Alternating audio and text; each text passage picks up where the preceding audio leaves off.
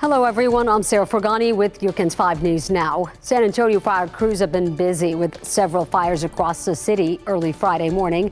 On the northeast side, a family was displaced after their two-story home went up in flames on Sunup Drive. San Antonio Fire says it started in the back of the house, and they believe an electrical issue may have sparked it. The family escaped unharmed. Then about 20 minutes later, a trailer went up in flames at a construction site on the north side, and that call came in as a brush fire, and investigators are still not sure which started first. The site along Breeden near San Pedro is an overflow yard. Arson investigators are looking into it.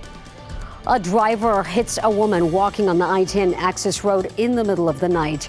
Balcones Heights and San Antonio police responded to that crash just before 2 a.m. on the northwest side. Now, the driver did stop and call for help. Traffic investigators are still looking into what exactly happened. At last update, the driver was not facing any charges. And a man from San Antonio is accused of killing a coworker in Florida. Both the victim and suspect worked for a water cleanup company here in San Antonio. That company sent several crews to Florida to help clean up damage left by Hurricane Ian. On October 6, authorities arrested Vincent Harris for the shooting death of Messiah Greer. Deputies responded to a motel and found Greer lying in a pool of blood. They say Harris got away in a green work van, but he was later arrested. A neighborhood is still on edge today after a naked man apparently showed up right in front of someone's home on San Antonio's southeast side. And the man rang the doorbell around 3 in the morning and then stayed there for about an hour. All of this happened about 3 weeks ago. A woman says she recently saw the man again walking near a school in her neighborhood and then saw him on Thursday morning. The woman spoke with us but did not want to be identified. The post on Nextdoor says if you see him, call the non-emergency number. Police talked to the man but released him pending further investigation by the Special Victims Unit. Indecent exposure is a misdemeanor punishable by up to 6 months in jail plus a $2,000 fine. Another massage therapist is now suing Cleveland Browns quarterback Deshaun Watson. This new lawsuit here was filed in Harris County by a woman claiming he sexually assaulted her. According to court documents, the woman says Watson reached out to her on Instagram in December of 2020 while he played for the Texans, and she claims during a massage, he pressured her into performing a sexual act and allegedly paid her more than double her hourly rate.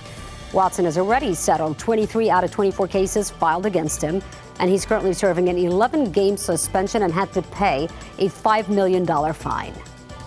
We're taking a new look at how students performed on some of the standardized tests this year. The high school class of 2022 posted the lowest average ACT scores in more than 30 years. The organization behind the ACT exam says the pandemic is likely to blame since a lot of the students had to learn from home.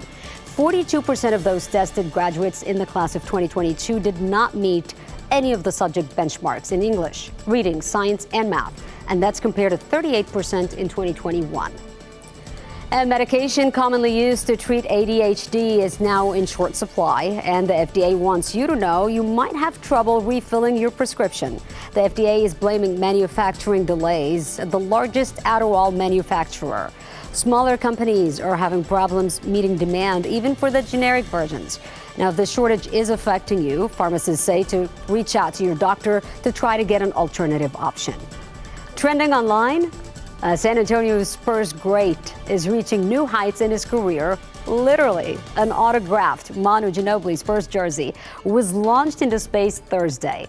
NBA Latin America shared this video of Ginobili's jersey high above Earth to celebrate his incredible career. Ginobili recently became the 4th Spurs player to be inducted into the Hall of Fame, joining David Robinson, George Gervin, and Tim Duncan. And that's a wrap of your KENS 5 News Now on this Friday. Thanks so much for joining us. Be safe. I'll see you Monday.